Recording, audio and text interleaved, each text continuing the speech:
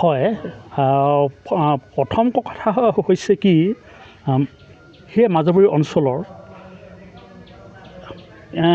এইটো এটা বৃহৎ অঞ্চল আৰু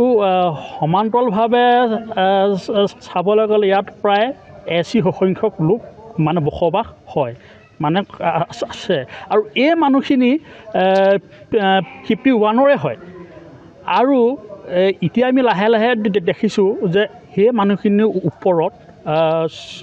চৰকাৰে ক'ডৰ পৰা যে দিছে যে সেই মানুহখিনি দি ভোটাৰ কিন্তু আমি চৰকাৰক এটা কথা স্পষ্টীকৰণ হেৰি কৰি দিব বিচাৰিছোঁ যে এই মানুহখিনি কোনো বাংলাদেশী নহয় আৰু কোনো মানে দি ভোটাৰ নহয় আৰু আমি এটা কথা স্পষ্টকৈ কৈছোঁ আমি এটা কথা আমাৰ ধেমাজি জিলা মানস অনুসূচিত ছাত্ৰ সন্থাৰ পৰা যাতে এই মানুহখিনিক লৈ চৰকাৰে যাতে কোনো মানে হেতালি নেখেলে আৰু এই মানুহখিনি খুব ভাল মানুহ আৰু এই মানুহখিনিক লৈ কোনো সমস্যা নাই আমি এটা কথা স্পষ্টকৈ কৈছোঁ যাতে এই মানুহখিনিৰ যি সমস্যা আছে সেইখিনি সমস্যা যাতে অতি সোনকালে যাতে এইখিনি সমাধান হয় আৰু যদি সমাধান একো নহয় আমি জাতি ছাত্ৰ সন্থাই আমি এটা বৃহৎ আন্দোলন মানে গঢ়ি তুলিব বাধ্য হ'ম আৰু এই মানুহখিনি যি সমস্যা আছে সেইখিনি সমস্যা অতি সোনকালে যাতে মানে সমাধান হয় হয় আজি নমশূদ্ৰ সমাজ সংস্থাৰ ছাগলীকটা আঞ্চলিক সমিতিৰ উদ্যোগত আমাৰ এই ছাগলীকটা প্ৰাথমিক বিদ্যালয়ত এখন ৰাজহুৱা সভা অনুষ্ঠিত হয় ইয়াত মানে চাওক আমাৰ মানে আজি বিগত মানে কিছুদিনৰ পৰা আমাৰ হিন্দু বঙালী মানুহখিনিৰ ওপৰত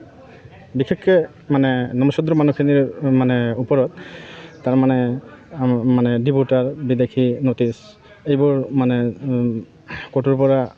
মানে আহিছে আৰু আমাৰ সাধাৰণ এই খাটি খোৱা ৰাইজখিনি এটা আতংকময় পৰিৱেশৰ মানে সৃষ্টি কৰিছে কিন্তু এটা কথা আমাৰ দুখ লাগিছে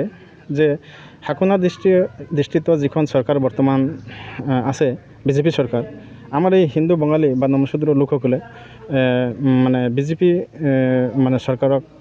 প্ৰতি সদায় মানে সহানুভূতিশীল বা আমাৰ বিজেপি চৰকাৰৰ মানে সদায় মানে এখেতলোকে মানে ছাপৰ্ট মানে দি আহিছে তে অতি দুখৰ বিষয় যে শাসনা দৃষ্টিত এই বিজেপি চৰকাৰৰ দিনত